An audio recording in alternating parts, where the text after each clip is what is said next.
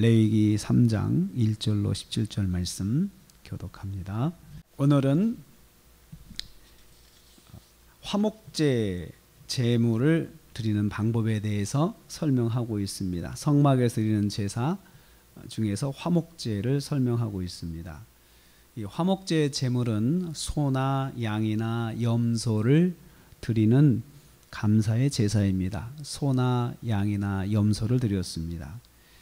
그래서 이 화목제를 히브리어는 샬롬의 제사라고 이렇게 합니다. 샬롬의 제사, 말 그대로 평안을 위한 회복, 화목을 위한 평안을 위한 평화를 위한 제물입니다. 누구와 누구 사이의 평화냐 하면요, 하나님과 제사자 사이의 평화를 말합니다. 그래서 이 화목제물은 단독으로 드리는 제물이 아니고 겸하여 같이 드리는 제물입니다. 그래서 5절 말씀에 보면 번제물 위에 드린다 그래요. 번제물 위에. 번제를 드리고 화목제가 같이 들어가는 거예요. 그래서 번제는 하나님 앞에 매일 아침 저녁에 드리는 제사거든요. 근데 이 제사 위에다가 화목제를 더하여서 같이 드렸어요. 그래서 화목제는 단독의 제사가 아니고 겸하여 같이 드리는 제사예요. 모든 제사에는 화목제가 들어갑니다. 그래서 결국은 죄를 통하여서 하나님과 관계가 깨졌잖아요. 그래서 그 죄에 대한 회개를 위해서 제사를 드리는데, 그 제사를 통해서 하나님과 관계가 이제 깨져서 서먹해졌으니까 이제 그 서먹한 관계를 또 같이 회복한다는 의미에서 화목제가 또 같이 들어갔어요. 그래서 화목제를 드리는데 소나 양이나 염소를 드리는데 수컷, 암컷 구별하지 않고 드릴 수 있었습니다. 그런데 여기서 제물의 기준 중에서 뭐 특별한 건 없는데요, 좋은 것을 드리라, 흠이 없는 것을 드리라 그래서 흠이 없는 것, 흠 없는 것. 사람의 심리가 흠 없는 것을 드리면 아주 좋은 거잖아요. 상품이잖아요. 상품을 드리는데 이제 사람들이 믿음이 없어지면 상품을 드리지 않고 좀 상한 것, 안 쓰는 것 이렇게 드리고 싶은 마음이 있으니까 하나님께서 미리 정하여 주셨습니다. 여호와께 드리는 제물은 흠이 없는 것으로 좋은 것으로 드리라 라고 말씀을 하셨습니다. 그리고 두 번째는 이제 피를 제단 사방에 뿌리는 것이 또 핵심입니다. 피를 제단 사방에, 예를 들면은 소 한 마리를 잡았다 생각해 보세요. 피가 얼마나 많이 나오겠어요. 일단 피가 다 쏟을 때까지 기다렸다가 다 피를 담는 거예요. 그걸 담아가지고 그 피를 제단 사방에 뿌린다라고 해서 뿌리는 것이 제단 사방에다 이렇게 뿌리는 거죠. 이렇게 뿌리는 거예요. 그 뿌리면은 제단 사방에 피가 쫙 퍼지겠죠. 그렇게 해서 이 피를 뿌리고 이제 그런데 이제 잡기 전에 이것도 역시 제사를 드리는 사람이 그 제물의 머리에다 안수를 해요. 안수를 해서, 안수는 죄를 전가하는 거라 했습니다. 그래서 내 죄가 이 제물에게 가는 것이죠. 하나님께서 그것을 인정하시는 거예요. 그런데 어린 양일 때는 장소가 달라요. 어린 양일 때는 어디서 잡느냐 하면 7절 말씀에 보면 여호와 앞으로 끌어다가 하라고 했어요. 여호와 앞으로 끌어다가. 다른 소나 양, 성 큰 양이나 염소는 그 소를 잡는 그 장소에서 그 제물을 잡는 장소에서 안수를 하는 건데, 어린 양은 여호와 앞으로 끌어다가 안수를 했어요. 여호와 앞이라고 하는 것은 성막 있잖아요. 성소와 지성소에 있는 그 앞으로 데려다가 거기서 안수를, 하나님 보시는 데서 안수를 해라 라고 그렇게 했습니다. 특별한 의미가 있죠. 이 어린 양은 바로 예수 그리스도, 나중에는 예수 그리스도가 어린 양이신데, 어린 양의 보혈을 이제 생각할 때 그 어린 양 예수 그리스도를 상징하는 것인데, 어린 양은 특별히 여호와 앞에서 잡는 것이다 라고 그렇게 규정하셨습니다. 그래서 그렇게 해야 되는 것이죠.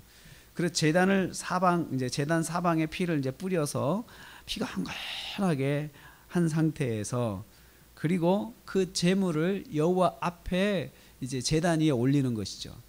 제물 위에 올라가는데 이제 특별히 고기가 올라가는 것이 아니고, 세 번째로 보면 내장에 있는 모든 기름이 올라갑니다. 콩팥에 얹힌 기름, 간에 얹힌 기름, 이 기름을 그것을 그 번제물 위에다가 또 올려서 다 태우는 거예요. 다 태우는 거예요.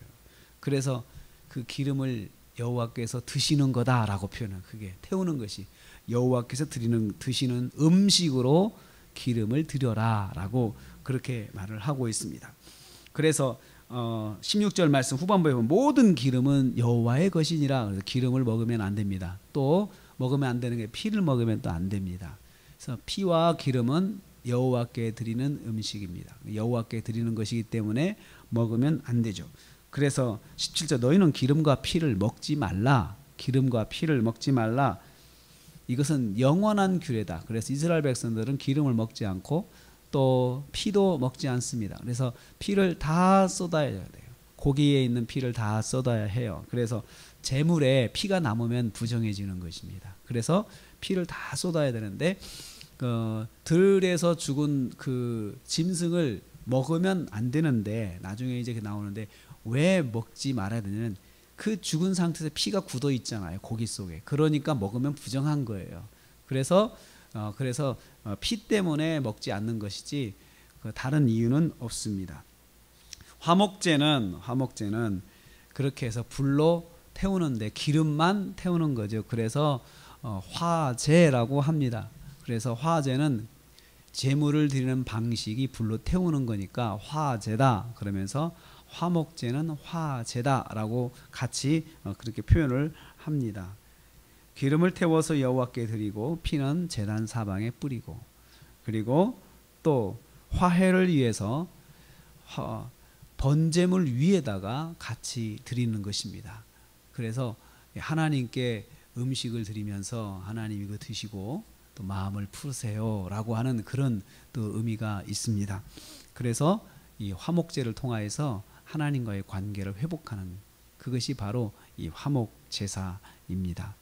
우리가 믿음 생활하면서 우리가 범죄를 하면 동시에 하나님께서 굉장히 진노하시잖아요. 그러니까 내가 회개를 하고 그러면서 동시에 화목의 의미로 또 하나님께 헌신하는 것, 이런 것을 하나님께서 원하시는 것입니다.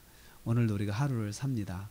절대로 우리가 하나님 앞에 범죄하지 않아야 되죠. 그렇지만 우리 연약하고 또 넘어질 때가 있습니다. 그럴 땐 회개하고 또 하나님께 화목의 의미로 또 예물을 드리고 그렇게 해서 하나님께 온전히 이 관계가 회복될 수 있도록, 관계가 회복되면 하나님의 복이 흘러오는 것이 자연스럽습니다. 관계가 막히면 하나님의 복이 막히는 것입니다.